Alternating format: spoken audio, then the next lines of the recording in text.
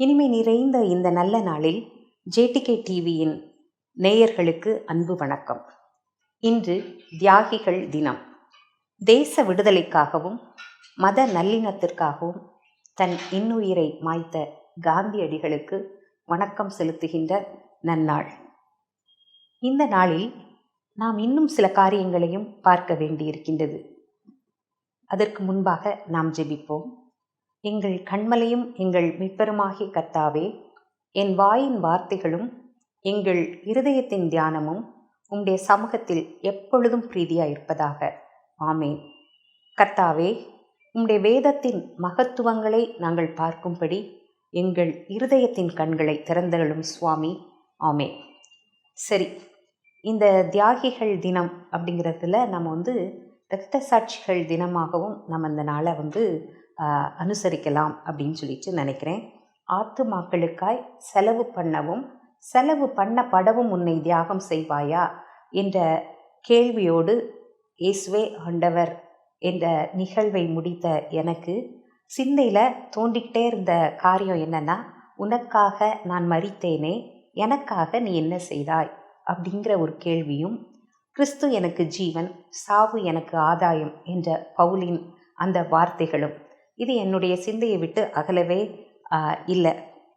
நம்முடைய குடியிருப்பு பரலோகத்தில், அதனால் பூமிக்குரியவைகளை அல்ல மேலானவைகளை நாடுங்கள் அப்படின்னு சொல்லிட்டு நாம் அழைக்கப்பட்டிருக்கிறோம். எபிரேய ஆக்கியோன் 11வது அதிகாரத்தில் ரொம்ப அழகாக விசுவாச வீரர்களுடைய பட்டியலை கொடுத்துட்டு 12வது அதிகாரத்தில், ஆகையால் மேகம் போன்ற இத்தனை திரளான சாட்சிகள் நம்மை சூழ்ந்திருக்க பாரமான யாவற்றையும் நம்மை சுற்றி நெருக்கி நிற்கிற பாவத்தையும் உதறி விசுவாசத்தை துவக்குகிறவரும் முடிக்கிறவருமாகிய கிறிஸ்து இயேசுவுக்குள் நமக்கு நியமித்திருக்கிற ஓட்டத்தை பொறுமையோட ஓடக்கடவோம் அப்படின்னு சொல்லிட்டு ஒரு அழைப்பு விடுப்பார்.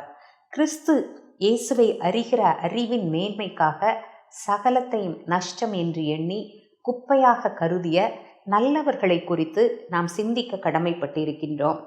அழிவின் விளிம்பில் தன் ஜனங்கள் இருக்கின்றதை கண்டு, இது சிந்திக்கும் காலம், செயல்படும் நேரம், மௌனமாயிருக்காதே, நீ மௌனமாயிருக்காதே என்று எஸ்தருக்கு அழைப்பு விடுத்த முர்தேகாயின் அந்த கூற்றும், என் ஜனங்களுக்காக நான் செத்தாலும் சாகிறேன் என்று எழுச்சி கொண்டு எழுந்த எஸ்தரின் எழுச்சியும் நம்மை சிந்திக்க வைக்கின்றது.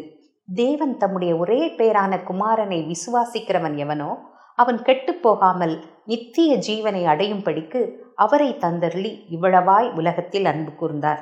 நாம் பாவிகளாயிருக்கையில் கிறிஸ்து நமக்காக மரித்ததினால் தேவன் நம்மேல் வைத்த தமது அன்பை விளங்க பண்ணினார். ஆம், இந்த விந்தை அன்புக்கீடாய் என்ன காணிக்கை ஈந்திடுவேன்? எந்த அரும் பொருள் ஈடாகும்? என்னை முற்றிலும் உமக்களிக்கிறேன் என்று அந்த விந்தை கிறிஸ்து இயேசுவின் அன்பினால் உந்தப்பட்டு தங்களையே தியாகம் செய்த நல்லவர்களை குறித்து நாம் சிந்திக்க அழைக்கப்பட்டிருக்கின்றோம். இன்னைக்கு ஒரு சிலரை குறித்து நாம் பார்க்கலாம் அப்படின்னு நினைக்கிறேன். முதலாவது ஆதாம் ஏவாளுடைய முதல் ஈற்று என்ன, காயின் ஆபேல் 2 பேர். இவங்களுடைய வாழ்க்கையில் 2 பேரும் நெற்றியின் வேர்வை நிலத்தில் சிந்த பாடுபடணும் அப்படிங்கிற வார்த்தையின்படி ஒருவன் தோட்ட வேலை செய்கிறான், ஒருத்தன் ஆடுகளை பராமரிக்கிறான். 2 பேருக்கும் ஆண்டவருக்கு ஏதோ கொடுக்கணும் அப்படிங்கிற எண்ணம் எழுகின்றது. 2 பேரும் கொண்டுட்டு வராங்க அவருடைய சந்நிதியில். ஆபேல் ரொம்ப நேர்த்தியானவைகளை கொடுத்துருக்கான், அவருடைய மனதிற்கு உகந்தது, அதை அவர் அங்கீகரித்தார். காயினுடைய காணிக்கை அவரை அங்கீகரிக்க முடியல, அதில் ஏதோ குறை இருக்குது. அப்போ காயின் என்ன பண்ணணும் அப்படின்னா, ஐயோ என்ன நடந்தது, நம்ம அதை திருத்தி கொண்டு அவரை எப்படி கவர்வது அப்படிங்கிற நோக்கத்தோடு செயல்பட்டிருக்கணும். ஆனால் இந்த மேற்படியான் அவங்களுடைய தாயையும் தந்தையையும் வஞ்சித்தவன் இவர்களையும் வஞ்சிக்கிறதுக்கு முற்படுகின்றான். என்ன செய்கிறான் அப்படின்னு சொன்னால், அவன் ஆதி காலத்தில் முதல் அவன் பொய்யனும் பொய்க்கு பிதாவுமாய் இருக்கிறான். அவன் திருடவும் அழிக்கவும் கொல்லவும் வருகிறானே அன்றி வேறொன்றுக்கும் வரான். அதனால் அவனுக்குள்ளாக காயினுக்குள்ளாக ஒரு பொறாமையை விதைக்கின்றான். அதாவது பொறாமை மாதிரி ஒரு மோசமான குணம் வேற ஒன்றுமே கிடையாது. அது நம்முடைய நன்மைகள் எல்லாவற்றையும் அழித்துவிட்டு நம்மை தீ ஒளி உய்த்து விடும்னா நம்மளை பாதாளத்துக்கு நரகத்துக்கு கொண்டு போய்விடும். இந்த இரத்த சாட்சிகளின் சரித்திரத்தை பார்க்கும்போது அவர்கள் எதற்கு உயிர் துறந்தார்கள், அவர்களுடைய உயிர் எதற்கு பறிக்கப்பட்டது அப்படின்னு பார்த்தோம்னா பொறாமையின் நிமித்தம் அப்படின்னு பார்க்குறோம். அப்போ சாத்தான் என்ன நினைக்கிறான்னா, பொறாமையை உண்டாக்கி நல்லவர்களை கொலை செய்துட்டு அந்த பொறாமைப்பட்டவர்களை நரகத்தில் கொண்டு போய் சேர்க்கணும் அப்படின்னு அவன் முடிவு பண்ணியிருக்கான். ஆனால் இது தெரியாமல் அவனுடைய அந்த இச்சைக்கு இழுக்கப்பட்டவர்களாக மடிகிறவர்கள் எத்தனையோ பேர். அதை குறித்து நாம் இன்னைக்கு நிச்சயமாக சிந்திக்க வேண்டும். இப்போ அவன் ஆண்டவர்கிட்ட தன்னை அர்ப்பணிக்காமல் என்ன பண்ணுறான் அப்படின்னா, தன்னுடைய சகோதரனாகிய ஆபேலை கொலை செய்கின்றான். ஆபேலின் இரத்தம் ஆண்டவரை நோக்கி முறையிடுகிறது அப்படின்னு நம்ம பைபிளில் பார்க்குறோம். ஆபேல் நீதிமான் அப்படின்னு சொல்லப்பட்டிருக்கு. ஆனால் ஆபேலின் இரத்தத்தை காட்டிலும் நன்மையானவைகளை பேசும் தெளிக்கப்படும் இரத்தமாகிய கிறிஸ்துவின் இரத்தத்திடத்தில் வந்து சேருங்கள் அப்படின்னு பவுல் அழைப்பு விடுகின்றார். கிமு கிறிஸ்துவுக்கு முன்னாடி மனிதர்களுடைய மனநிலை எப்படி இருந்தது அப்படிங்கிறதும், கிறிஸ்துவுக்கு பின்பாக அவருடைய பிள்ளைகளுடைய மனநிலை எப்படி இருக்குது அப்படிங்கிறதையும் ரொம்ப தெளிவாக நம்மளால் கண்டுபிடிக்க முடிகின்றது அப்படின்னு சொல்லிட்டு பார்க்குறோம். இந்த பழைய ஏற்பாட்டில் இந்த ஆபேலை பார்த்தோம்னா, புதிய ஏற்பாட்டில் ஸ்தேவானை குறித்து நாம் பார்க்க முடிகின்றது. அந்த ரெண்டாவது ஆளாக நம்ம பார்க்க இருக்கிறது யாருன்னா, பந்தி விசாரிப்புக்காரனாக தன்னை பரமனுக்கு அர்ப்பணித்தவன், தன்னையே பந்தியாக்கியவன், பரலோகத்தின் பரிவான வரவேற்பை பெற்றவன் அப்படின்னு அழைக்கப்படுகின்ற இந்த ஸ்தேவான் தான். இந்த ஸ்தேவானை குறித்து நம்ம பார்க்கணும் அப்படின்னு சொன்னோன்னா, அது ரொம்ப ஆச்சரியமான காரியம். அன்னைக்கு திருச்சபையில் பேதுரு போன்றவர்கள் எல்லா காணியாட்சிகளையும் விற்று கொண்டு வந்து கொடுத்துட்டாங்க. இப்போ விதவைகள் சரியாக பராமரிக்கப்படவில்லை அப்படின்னு ஒரு குற்றச்சாட்டு எழுகின்றது. அப்போ பேதுரு என்ன சொல்கிறாருன்னா, நாங்கள் இந்த பந்தி விசாரணை இதெல்லாம் எங்களுக்கு வேண்டாம், அதற்காக நல்ல ஆட்களை தெரிவு செய்யுங்க அப்படின்னு பரிசுத்தமும் விசுவாசமும் நிறைந்த தேவ பக்தி நிறைந்தவர்களை ஒரு 7 பேரை தேர்ந்தெடுக்காங்க. அதில் ஒரு ஆள் தான் அந்த ஸ்தேவான் அப்படின்னு சொல்லிட்டு பார்க்குறோம். இவன் ரொம்ப ஞானம் மிகுந்தவனாக இவனை குறித்து நம்மளால் அறிந்து கொள்ள முடிகின்றது அப்படின்னு சொல்லிட்டு பார்க்க முடிகிறது. ஏன்னா நிறையா தேசத்தார் இவன் கிட்ட தர்க்கம் பண்ணணும் அப்படின்னு நினைக்கிறாங்க. ஏன்னா ஒவ்வொருவருடைய ஸ்கூல் ஆஃப் தாட் வேறு வேறு மாதிரி இருக்கும். அதனால் இவனிடம் நிறைய விஷயங்களை அவங்க பேசுகிறாங்க. ஆனால் அவங்களால இவனுக்கு இவனுடைய பதிலுக்கு பதில் பேச முடியாத அளவுக்கு இயேசுவே ஆண்டவர் அப்படின்னு அவன் எடுத்து சொன்ன காரியங்கள் அவ்வளவு சிறப்பாக இருந்தது அப்படின்னு பார்க்குறோம். அதனால அவன் மீது பொறாமை கொள்கின்றார்கள். நான் ஏற்கனவே சொன்னேன் பார்த்தீங்களா, அதே பொறாமை இவர்களுக்கும் வருகின்றது. அப்போது ஆலோசனை சங்கத்துக்கு முன்பாக இவனை கொண்டு போய் நிப்பாட்டுறாங்க.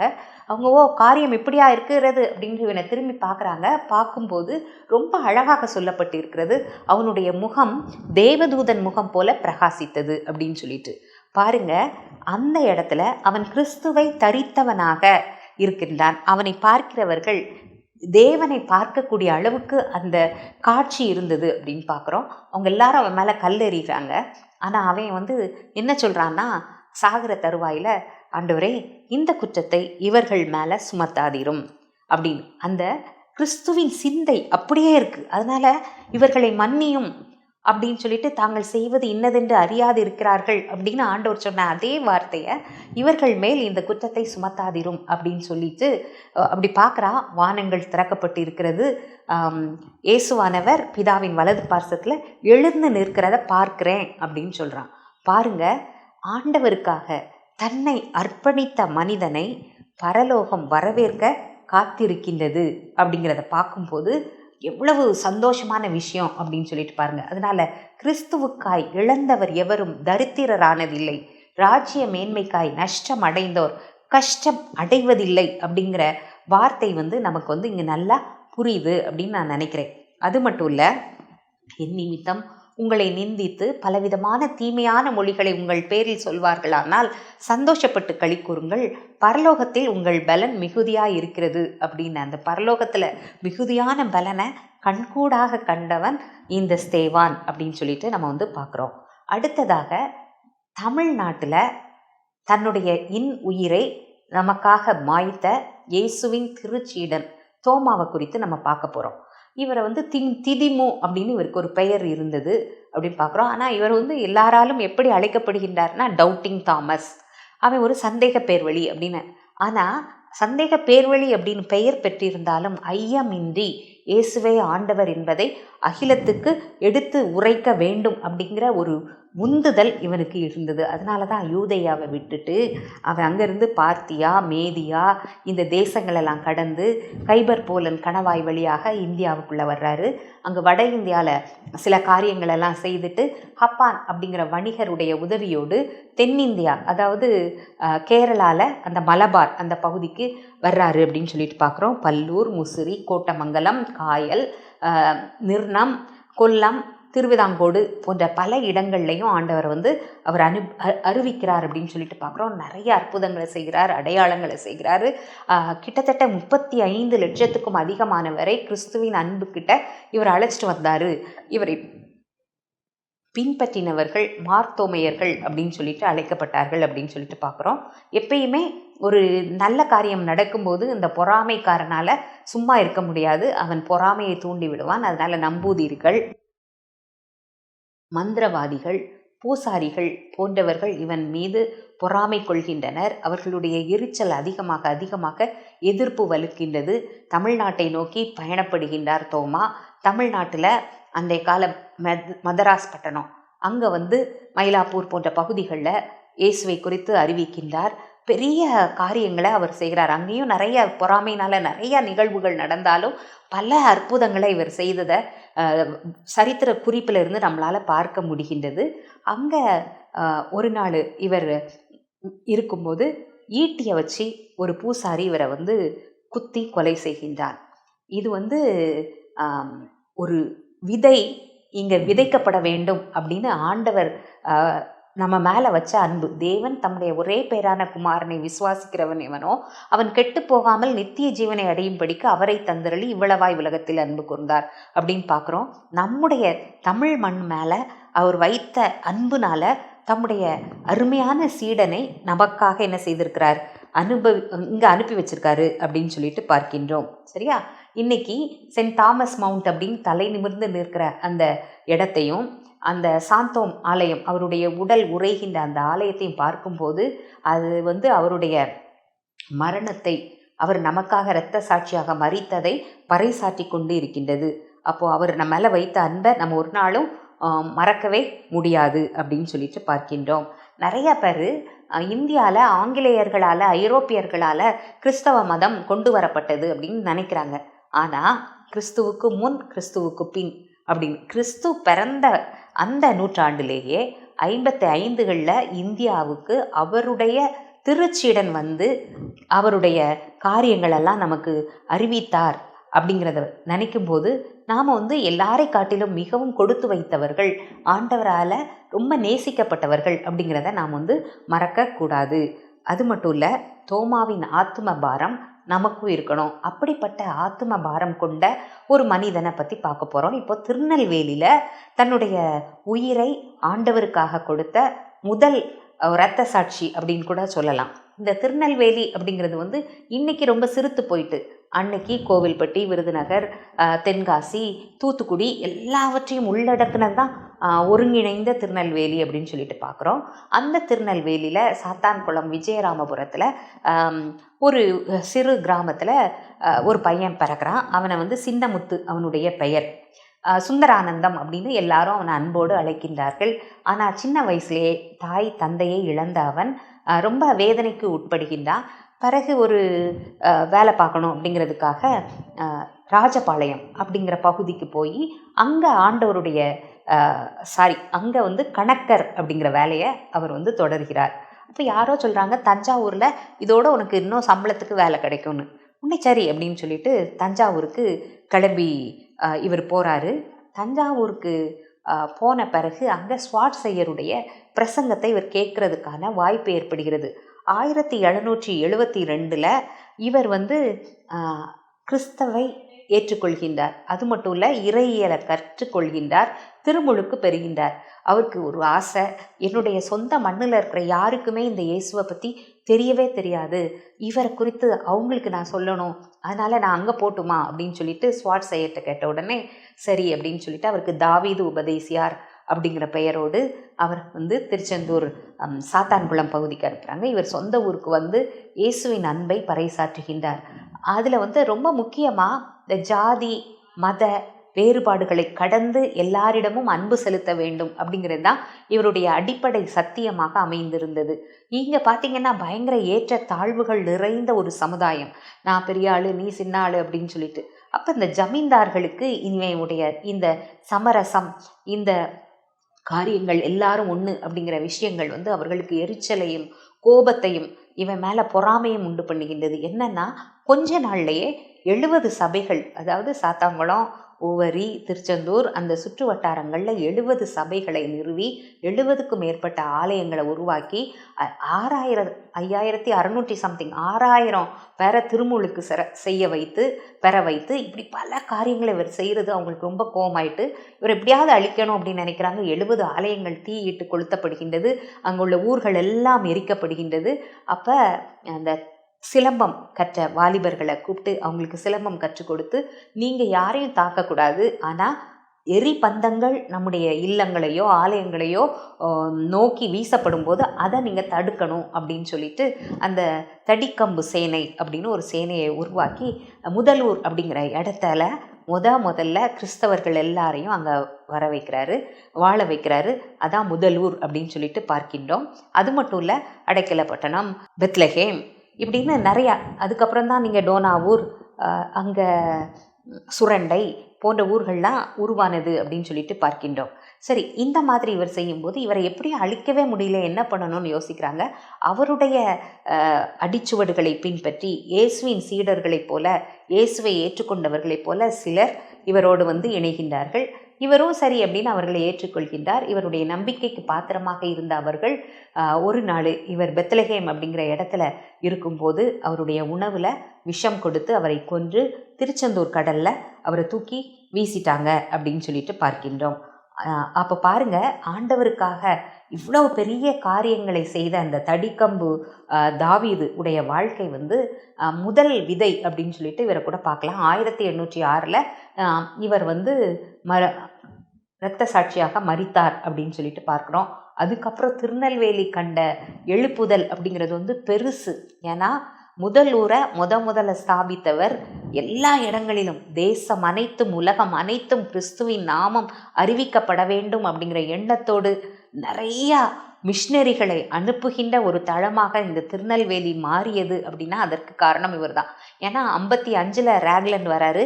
வரும்போது இங்கே பார்த்தா இங்கே எல்லாம் நல்லா திருநெல்வேலி வந்து ரொம்ப செழிப்பாக கிறிஸ்துவுக்குள்ளே இருக்குது. வடநெல்லை ரொம்ப பரிதாபமாக இருக்குது. அதனால் அவர் வடநெல்லைக்கு தன்னை அர்ப்பணித்து போனார் அப்படிங்கிற சரித்திரத்தெல்லாம் நீங்கள் பார்த்தீங்கன்னா இவருடைய அந்த தியாகம் வந்து ரொம்ப அற்புதமானது அப்படிங்கிறத நாம் உணர்ந்து கொள்ள முடியும்.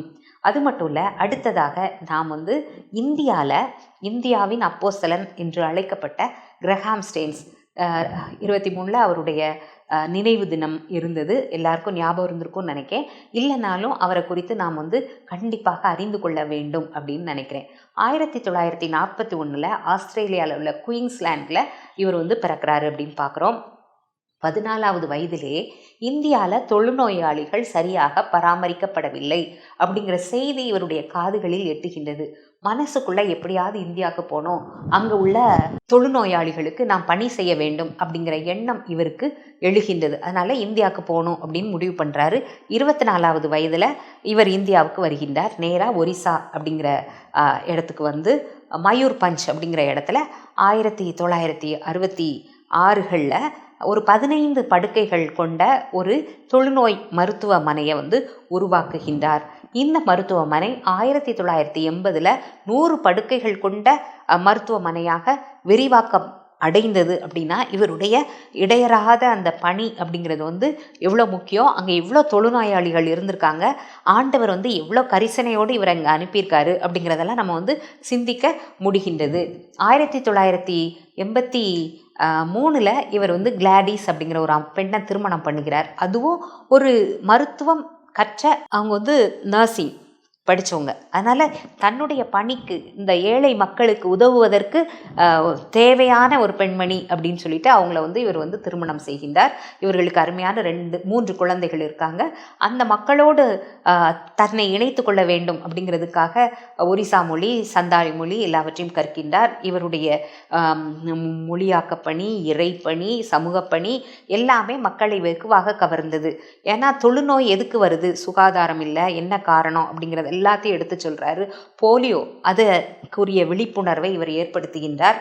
அது மட்டும் இல்லை, அடிப்படை வசதி இல்லாமல், அடிப்படை சுகாதாரம் இல்லாமல், அடிப்படை ஆரோக்கியம் தேவையான சத்துணவு உண்ணாமல், கல்வி அறிவு இல்லாமல் மூடத்தனத்தின் முடைநாற்றம் வீசிக்கொண்டு இருக்கின்ற இந்த மக்களிடத்தில் அவர்களுடைய உழைப்பு எவ்வாறு சுரண்டப்படுகின்றது, அவங்க எப்படி தலை நிமிர்ந்து வாழலாம் அப்படிங்கிற காரியங்கள் எல்லாம் இவர் எடுத்து சொல்லும்போது அந்த கிறிஸ்துவின் அன்பு, இவர்கிட்ட இருந்த அந்த அன்பு, இந்த ஒருவரும் கிட்ட கூட வர முடியாத தொழுநோயாளிகளை தொட்டு தடவி இவர் செய்த அந்த சேவையெல்லாம் அவர்களை வெகுவாக கவர்ந்ததுனால படா பாய் அப்படின்னு சொல்லிட்டு, அதாவது பெரிய அண்ணே அப்படின்னு அவரை ரொம்ப அன்போடு அழைத்தார்கள் அப்படின்னு பார்க்குறோம்.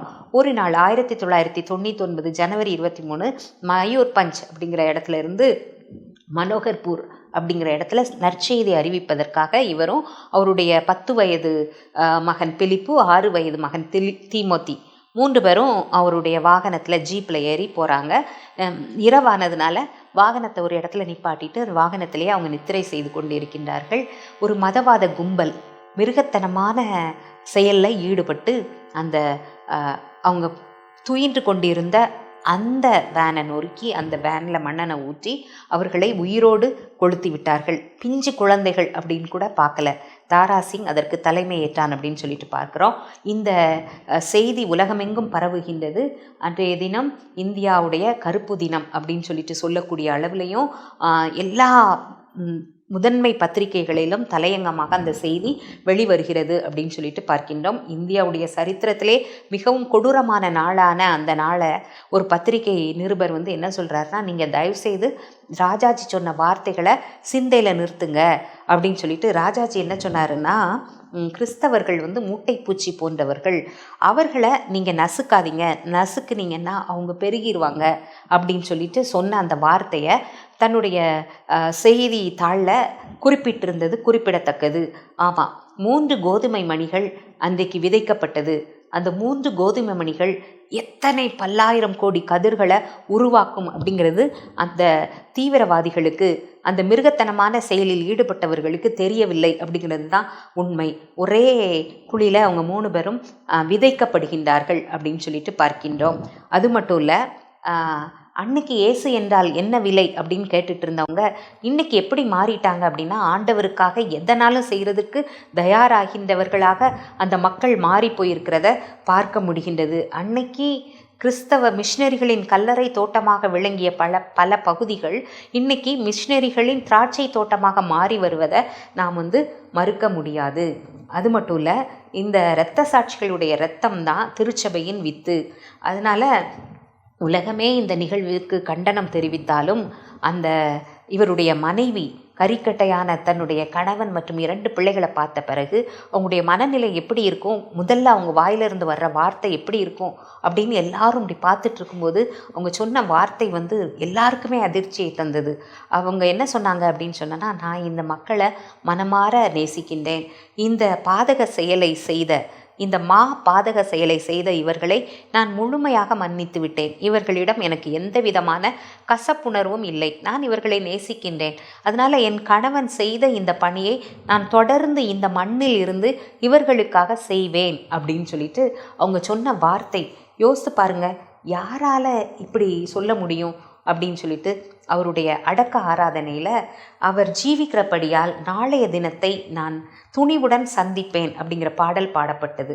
ஆமாம், because he live I can face tomorrow, because he lives all fear is Khan, because I know he holds the future and life is worth to living just because he live. ஆமாம், அவர் வாழ்கின்றதுனால எதிர்காலத்தை நான் துணிவுடன் சந்திக்க முடியும் அப்படிங்கிற ஒரு தைரியம் இந்த அம்மையாருக்கு வந்தது அப்படின்னு சொல்லிட்டு பார்க்கின்றோம். அதனால் தொடர்ந்து இந்த இந்திய மண்ணில் பணியாற்றிய அவர்களுக்கு பத்மஸ்ரீ விருது, அன்னை தெரேசா விருது போன்ற விருதுகள் 2005 வழங்கப்பட்டது. அப்படின்னாலும் பரலோகத்தில் இவங்களுடைய பலன் எவ்வளவு மிகுதியாக இருந்திருக்கும். ஒரு கலசம் தண்ணீர் கொடுத்தா கூட அதன் பயனை அடையாமற் போவதில்லை அப்படின்னு சொன்ன ஆண்டவருடைய எவ்வளோ பெரிய கிருபை இவர்களுக்கு வந்திருக்கும் அப்படிங்கிறத நம்ம சிந்திக்க வேண்டும். சரி, இவங்க தான் அப்படி சொல்லிட்டாங்க அப்படின்னா, விதை ஒன்று போட்டால் சுரம் ஒன்றா காய்க்கும் அப்படின்னு ஒரு பழமொழி உண்டு. இவர்கள் ஈன்றெடுத்த அந்த நன்மகள் எஸ்தர் தன்னுடைய தகப்பனையும் தன்னுடைய 2 அருமையான சகோதரர்களையும் இழந்த அந்த பெண்மணி கூறின அந்த முதல் வார்த்தை ரொம்ப திகைக்க வைக்கின்றது. இந்த இந்தியாவில் ஒரிசாவில் இப்படிப்பட்ட ஒரு பரிதாபம் நிறைந்த மக்களுக்கு சேவை புரிவதற்காக என் தந்தையை தெரிவு செய்த ஆண்டவரை நான் நன்றியோடு துதிக்கின்றேன். இந்த மண்ணுக்காக தன்னுடைய இன்னுயிரை இரத்த சாட்சியாக கொடுக்கும்படியாக அவரை தெரிவு செய்த ஆண்டவருக்கு நான் நன்றி சொல்கிறேன். இந்த மண்ணில் எங்களுடைய பணி தொடரும் அப்படின்னு சொல்லிட்டு அவங்க சொன்ன வார்த்தையை எண்ணி பார்க்கும்போது, என்னை நம்பி அவர் தந்த பொறுப்பதனை அவர் வரும் வரை காத்துக்கொள்வேன் அப்படிங்கிற வார்த்தையின் உண்மை நமக்கு புரிகின்றது. இவர்கள் எல்லா இடங்களிலும் அவரை அறிகிற அறிவின் வாசனையை வெளிப்படுத்துகிறவர்களாக இருந்தாங்க அப்படிங்கிறதுல எந்த விதமான சந்தேகமும் இல்லை. அதனால் மனுஷர் உங்கள் நற்கிரியைகளை கண்டு பரலோகத்தில் இருக்கிற உங்கள் பிதாவை மகிமைப்படுத்தும்படி உங்கள் வெளிச்சம் அவர்களுக்கு முன்பாக பிரகாசிக்க கடவுது அப்படின்னு சொன்ன வார்த்தையின்படி இவங்க ஆண்டவரை வெளிப்படுத்தினவர்கள் அப்படிங்கிறதுல எந்த ஐயப்பாடும் இல்லை. கடைசியாக நம்ம பார்க்க போகிறது, உலக அளவில் கம்யூனிசத்தின் அந்த கொடுங்கோல், அந்த கொடிய திரைக்கு மறைவில் சிறையின் பின்னணியில் பாடுகளை அனுபவித்த பலர் இருக்காங்க. அதில் ஒரு ஆள் ரிச்சர்ட் உம்ரான். அவரை குறித்து நம்ம பார்க்க போகிறோம். 1909 ருமேனியாவில் இவர் பிறக்கிறாரு. சிறு வயதிலேயே தாய் தந்தையை இழந்து விடுகின்றார். அப்போ இவருக்கு ஒரு குடும்பம் இவரை எடுத்து வளர்க்குறாங்க. அவங்க நாத்திகர்கள், ஆண்டவரை அறியாதவர்கள். அதனால் ஆண்டவர் இல்லை அப்படிங்கிறதான் இவருக்கு சொல்லி வளர்க்கப்பட்டார். அப்போ இவர் ஆண்டவர்னு ஒரு ஆள் இல்லாதது ரொம்ப நல்லது. இருந்தால் அவர் ரொம்ப கொடூரக்காரராக இருப்பார். நீ இப்படி இருக்கணும், இப்படி இருக்கணும், இப்படி இருக்கணும்னு பல சட்டத்திட்டங்களை போட்டு அதுக்கு கீழே நம்மளை அடிமைப்படுத்துகிறவராக இருப்பார் அப்படின்னு தான் இவருடைய எண்ணம். ரொம்ப அறிவாளி, நல்லா படித்தார். 9 மொழிகள் இவருக்கு தெரியும். ஒரு நல்ல ஸ்டாக் எக்ஸ்சேஞ்ச் அதில் வேலை கிடச்சிது. அதனால் கை நிறையா சம்பளம், வாழ்க்கை வாழ்வதற்கு அனுபவிக்கணும் அப்படிங்கிறது இவருடைய எண்ணம். ரொம்ப அழகான ஒரு பெண்மணி சபீனா, அவரை இவர் திருமணம் பண்ணுறாரு. இவர் யூதர், இவரும் ரொம்ப அழகு, இவர் மனைவியும் அழகு, அறிவு எல்லாம் சிறந்தவர்கள். உலகத்தை என்ஜாய் பண்ணணும் அப்படிங்கிறதான் அவங்களுடைய எண்ணமாக இருந்தது. இந்த சூழ்நிலையில் இவருக்கு திடீர்னு காச நோய் ஏற்படுகின்றது. மூச்சு பிரச்சனை வருது. அப்போ மருத்துவர் சொல்கிறார், நீங்கள் ஏதாவது ஒரு மலை கிராமத்தில் போய் தங்குனீங்கன்னா அந்த காற்று உங்களுடைய சுவாசத்துக்கு நல்லதாக இருக்கும். அதனால் நீங்கள் இந்த சிட்டியிலேருந்து இந்த பொல்யூஷன் எல்லாம் விட்டுட்டு அங்கே போங்க அப்படின்னு சொல்லும்போது இவர் சரின்னு ஒரு மலை கிராமத்தை தேர்ந்தெடுக்கிறார். இதில் பெரிய சுவாரஸ்யமான விஷயம் என்னென்னா, இவர் போன அந்த மலை கிராமத்தில் ஒரு முதியவர் இருக்கிறார். அவரும் அவருடைய மனைவியும் ஆண்டோட்ட எங்களுக்கு ஒரு வெகுமதி வேணும் அப்படின்னு கேட்குறாங்க. ஒவ்வொரு நாளும் ஜெபத்தில் எங்களுக்கு ஒரு வெகுமதி வேணும். என்ன வெகுமதினா, நாங்கள் சீக்கிரமாக மரிக்க போகிறோம், அதுக்கு முன்னாடி நாங்கள் ஒரு ஆத்மாவை உங்கள்கிட்ட கொண்டு வரணும். அந்த ஆத்மா உங்களை ஏற்றுக்கொள்ளாத ஒரு யூத ஆத்மாவாக இருக்க வேண்டும். அதனால் ஏதாவது ஒரு யூதனை என்கிட்ட அனுப்புங்க. நான் போய் யாரையும் தேடி கண்டுபிடிக்க முடியாது, நீங்களே அனுப்பிட்டீங்கன்னா நான் உங்களுக்கு போய் நற்செய்தியை சொல்லிடுவேன் அப்படின்னு சொல்லிட்டு இவர் ஜெபம் பண்ணுறாரு. பார்த்தா இவருடைய வீட்டு பக்கத்தில் இந்த 2 தம்பதிகள் வராங்க. ரொம்ப அழகு. இவருக்கு ரொம்ப ஆச்சரியம். ஆகா, ஆண்டவர் இப்படி ஒருத்தங்களை நம்மகிட்ட கொண்டு வந்துட்டாருன்னா அவங்களுக்கு என்ன கொடுக்கலாம் அப்படின்னு யோசிக்கிறாரு. யோசிக்கும்போது அவருக்கு என்ன தோணுதுன்னா, வெளியேற பெற்றது இந்த வேதம் தான், இதை கொடுத்துருவோம் அப்படின்னு சொல்லிட்டு அந்த வேதாகமத்தை அந்த தம்பதிகளுக்கு பரிசளிக்கிறார். ரிச்சர்ட் உம்ராண்ட் அதை வாங்குறாரு. அவர் என்ன நினைக்கிறாருன்னா, ஒரு இலக்கிய புத்தகம் மாதிரி ஏதோ கதைலாம் இருக்குது, நம்ம படிப்போம் அப்படிங்கிற எண்ணத்தோடு அந்த புத்தகத்தை படிக்க ஆரம்பிக்கிறாரு. என்ன நடக்கு அப்படின்னு சொன்னோன்னா, அந்த முதிய தம்பதிகள் ஜெபம் பண்ணிகிட்டே இருக்காங்க. அவருக்குள்ள ஒரு பெரிய மாற்றம் வருகின்றது. அவர் ரட்சிப்பு அடைகின்றார். தான் ரட்சிக்கப்பட்ட பிறகு தன்னுடைய மனைவியும் அந்த ரட்சிப்பின் பாதைக்குள்ளே வரணும் அப்படின்னு சொல்லிட்டு ஆசிக்கின்றார். அந்த அம்மாவும் அதே மாதிரி இயேசுவை ஏற்றுக்கொண்டார்கள். இவருக்கு பைபிள் படிக்கணும் அப்படின்னு சொல்லிட்டு இறையியல் படிக்கிறாரு. ஒரு போதகராக மாறுகின்றார். அந்த காலகட்டத்தில் உலக யுத்தம் நடைபெற்றது. ஜெர்மனிய படைகள் ருமேனியாவை அவங்க வசமும் கொண்டு வந்துட்டு அங்கே நாசிச ஆட்சியை கொண்டு வரணும் அப்படின்னு அவங்க முயற்சி இருந்தாங்க. அதுக்குள்ள ரஷ்யா வந்து தங்களுடைய ஆதிக்கத்தை அது மேலே செலுத்தி ஒரு 10,000க்கு மேற்பட்ட கம்யூனிச வீரர்களை அங்கே அனுப்பிட்டாங்க, ரஷ்ய வீரர்கள். இப்போ வந்து இங்கேயும் சமய மறுப்பு, கடவுள் இல்லை அப்படிங்கிற கொள்கை தான். இவருக்கு எப்படியாவது சொல்லணும்னு ஆசையாக இருக்குது, எப்படி சொல்கிறது அப்படின்னே தெரியல. அந்த போர் வீரர்கள் தனிமையாக இருக்காங்க, குடும்பத்தை விட்டுருக்காங்க. அதனால் தன்னுடைய மகன் கையில் ஒரு பொக்கே, ஒரு சின்ன பூ, ஒரு சின்ன வஸ்திரம் அப்படி கொடுத்து அனுப்புறது.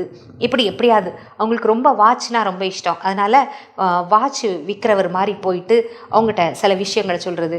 அந்த மலை பிரசங்கம், அவருடைய அற்புதங்கள் இதெல்லாம் சொல்லும்போது ஒருத்தர் இவ்வளோ அழகான போதனை, இவ்வளோ அழகான சாதனை செய்தவரை எதற்காக கொலை செய்தார்கள் அப்படின்னு சொல்லும்போது, இல்லை அவர் மரணத்தை ஜெயித்துட்டாரு உன்னையும் என்னையும் ரட்சிக்கிறதுக்காக அப்படின்னு சொன்னோடனே உனக்கு ரொம்ப பெரிய ஆச்சரியம். ஆண்டவரே நீர் எவ்வளோ நல்லவர், நான் எவ்வளோ மோசமானவன், என்ன நீங்கள் உங்கள் பிள்ளையாக ஏற்றுக்கோங்க அப்படின்னு அவன் ஜெபம் பண்ணான் அப்படின்னு சொல்லிட்டு இவர் சொன்னதை எழுதப்பட்டிருக்கு. அது மட்டும் இல்லை, இன்னொரு தடவை இயேசுடைய பாடு மரணம், அந்த எம்மாவூர் சீஷர்கள் வருத்தத்தோடு போகிறது, இயேசு அவர்களோட கடந்து செல்கிறாரு. அப்புறம் போகிறவர் போல காணப்படும்போது அவர் சொல்லும்போது நம்முடைய உள்ளம் கொழுந்து விட்டு எரியவில்லையா அப்படின்னு சொல்லிட்டு சொன்ன அந்த செய்திகள், வாரும் அப்படின்னு சொல்லிட்டு அவங்க கூப்பிட்றாங்க. பொழுது போயிட்டு ராவும் ஆயிட்டு எங்கள் கூட வந்து தங்கிருங்கன்னு அவங்க கூப்பிட்டது.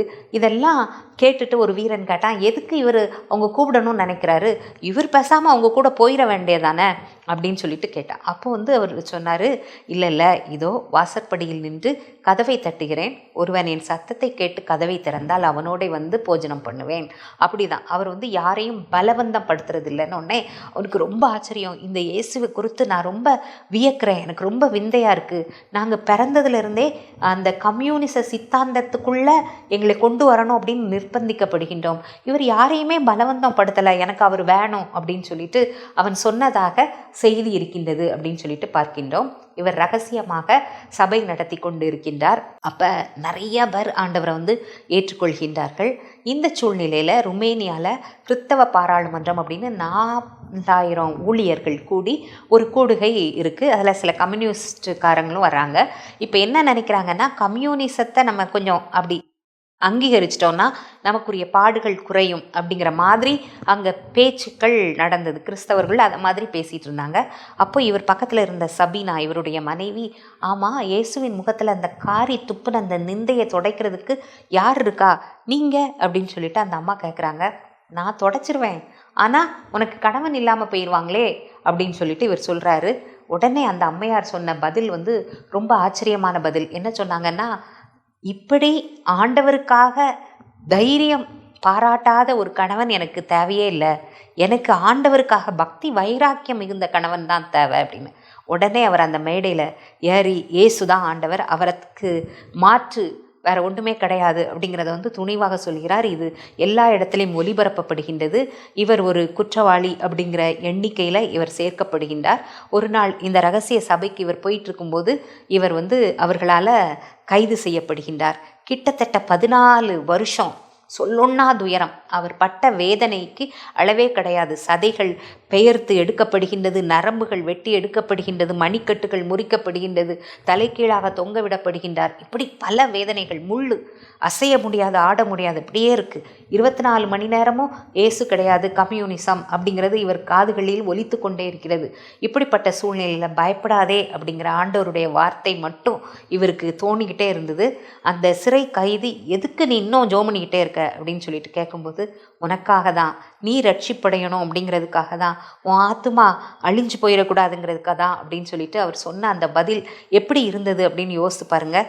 ரொம்ப கொடுமைப்படுத்தும் போது அந்த சிறைக்காரன்ட்ட இவர் கேட்குறாரு, கொஞ்சம் கூட உனக்கு மனசு வலிக்கலையா, இவ்வளோ துன்பப்படுத்துகிறோமே அப்படின்னு சொல்லிட்டு அப்படின்னு அவர் கேட்குறாரு. ஆமாம், முட்டையை உடைச்சாதானே ஆம்லெட் போட்டு சாப்பிட முடியும் அப்படின்னு அவன் பதில் சொல்கிறான். அப்படிப்பட்டவனுக்காக முழங்காலில் நின்ற ஒரு மனிதர் இவர் அப்படின்னு சொன்னான்னா யோசித்து பாருங்கள். 14 ஆண்டுகளுக்கு பின்பாக சிறையிலிருந்து விடுவிக்கப்படுகின்றார்.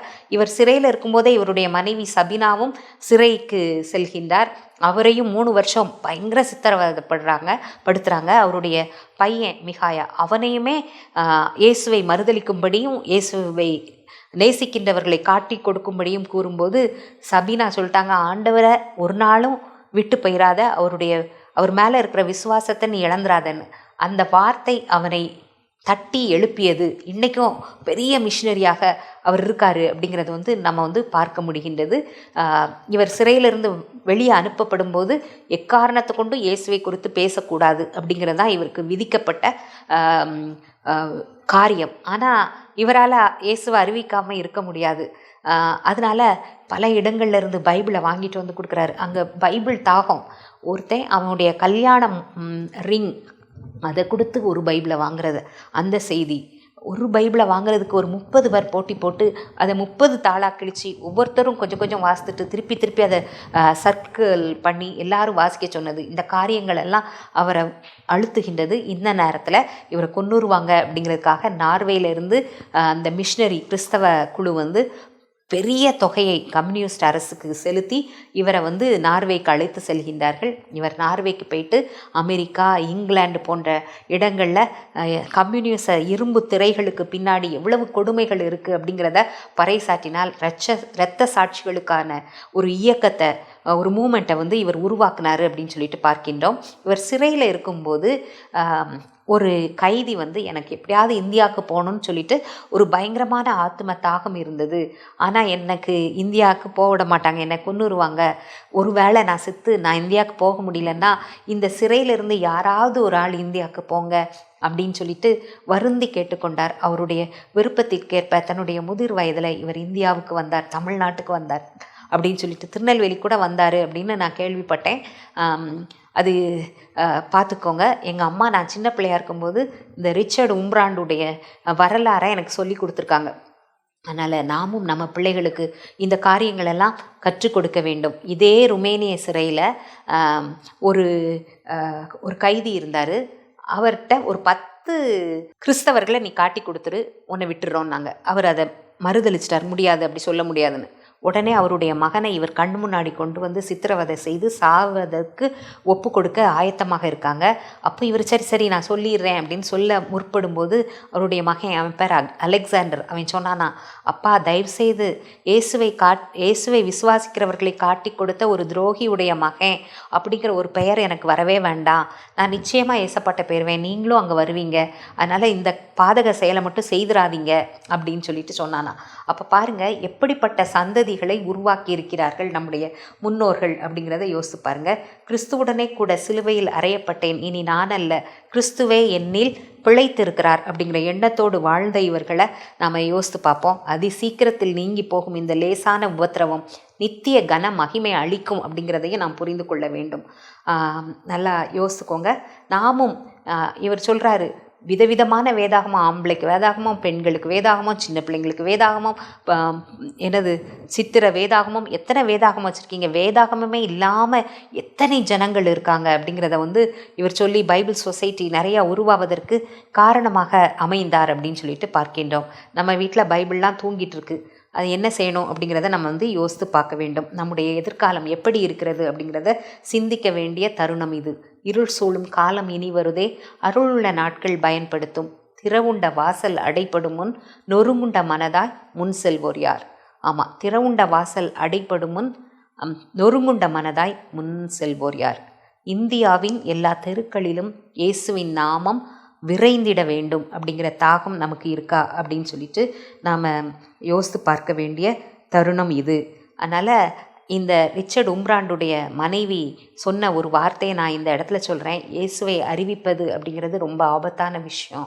ஆனால் அதைவிட ஆபத்தானது அவரை குறித்து அவரை அறியாதவர்களுக்கு அறிவியாமல் இருக்கிறது தான் பேராபத்து அப்படின்னு. அந்த பேராபத்து நமக்கு வேண்டாம். அதனால் இந்த நேரத்தில் நாம் வந்து அர்ப்பணித்தேன் என்னை முற்றிலுமாய், அற்புத நாதாவும் கரத்தில், அனைத்தும் உமக்கே சொந்தம் என்று அன்பரே என்னையும் தத்தம் செய்தேன், அனைத்தும் கிறிஸ்துவுக்கே, இந்த அனைத்தும் அர்ப்பணமே, என் முழு சிந்தைகள் ஆவல்களும் அனைத்தும் கிறிஸ்துவுக்கே அப்படின்னு நாம் வந்து அர்ப்பணிப்போம்.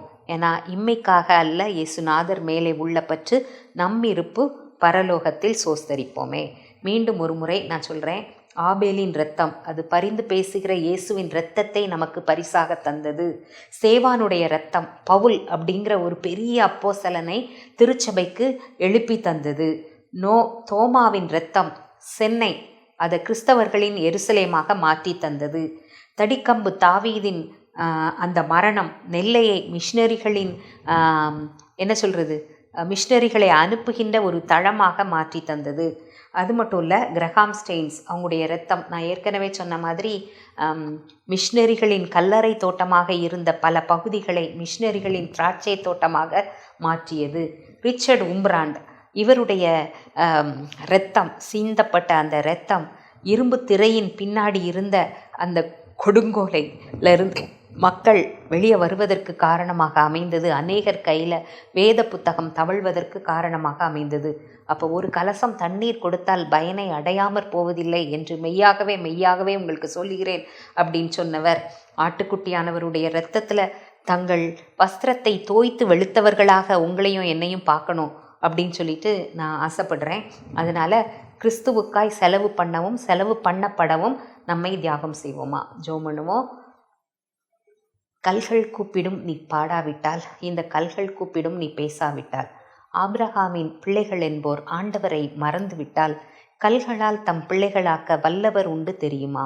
இல்லை ஆண்டவரே, நாங்கள் இருக்கிறோம் அப்படின்னு எங்களை உங்களுடைய கரத்தில் ஒப்பு கொடுக்குறோம். இந்த காலத்தில் நீ மௌனமாக இருந்தால் யூதருக்கு ரட்சிப்பு வேறு வழியாய் வரும். வேறு வழியாக வர வேண்டாம், நாங்கள் ரெடியாக இருக்கோம். யாரை அனுப்புவேன்? யார் என் காரியமாய் போவார்? என்னை அனுப்பும், நான் உம்முடைய காரியமாய் போகிறேன் அப்படின்னு சொல்லுகிறவர்களாக எங்களை நாங்கள் அர்ப்பணிக்கிறோம். சுவாமி, இந்தியாவில் கோடி கோடி உண்மை அறியாரே, என்னை அனுப்பும் ராஜாவே, நீர் என்னை அனுப்பிடும் அப்படின்னு சொல்லிட்டு உங்களுடைய கரத்தில் எங்களை ஒப்பு கொடுக்குறோம். கிறிஸ்துவுடனே கூட பாடுபட்டால் அவரோடே கூட ஆளுகை செய்யலாம்.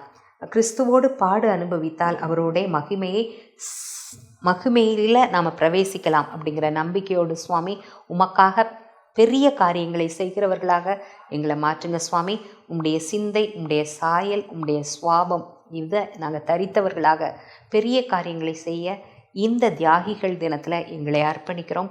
பொறுப்படுத்த வழி நடத்துங்க. மீட்பர் இயேசுவின் நாமத்தில் ஜெபிக்கிறோம் எங்கள் நல்ல பிதாவே. ஆமேன், ஆமேன், ஆமேன்.